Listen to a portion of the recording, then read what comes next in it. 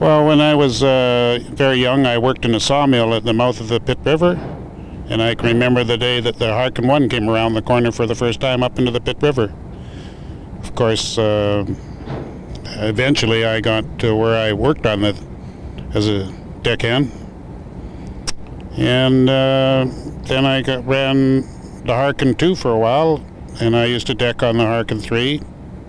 When I was working on the Harken 2, I was coming down past Douglas Island with a bundle boom. And I said to the deckhand, I said, I'm going to have a little sleep here, so wake me up if it gets foggy. Well, he woke me up, and it was completely foggy outside. And I didn't, I said, where are we at? He said, well, the last thing I saw was the end of Douglas Island. I said, great. And wasn't able to establish where it was because that was in the days before radar. So the only way to find out where I was at was to shut the engine down and just drift along and see where we were going. The unfortunate thing was they were building the Port Mann Bridge at the time, and there was 2 caissons out in the river, and I didn't want to run into them, or that would have been sort of the end of a few people, including me.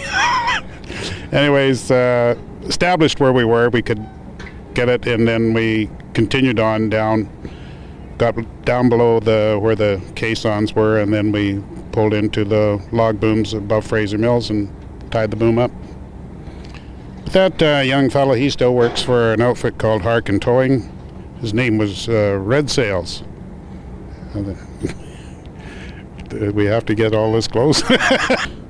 Well, when they were building the Port Mann Bridge, I used to go down there with the Harken 2 and 10 bridge all day, and they didn't want a deckhand with me. They usually sent some guy out from the bridge crew.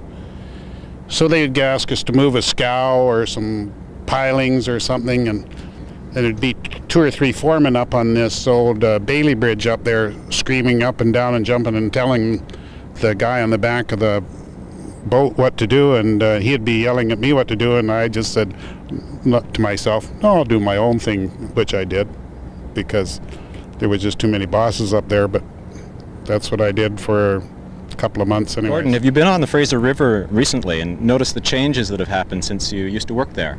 Well, the major change that I notice is the power of the boats, and the philosophy of if they have to go somewhere with a tow, they just up and go with it, whether the tide is against them or not.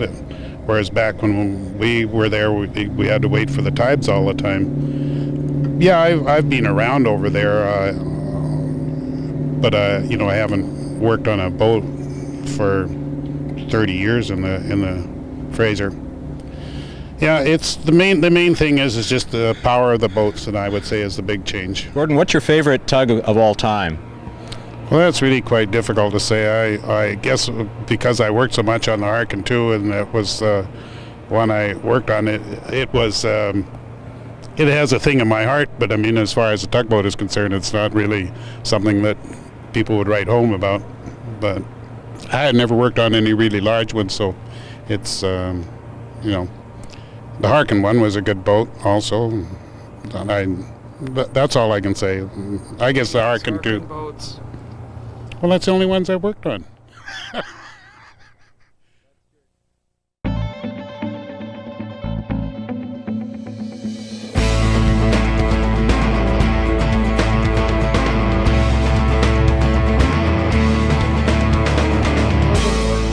Well, no, I worked more on the 1, but when we were 8, He told me to skip on the things. I've never seen such a disaster in my life.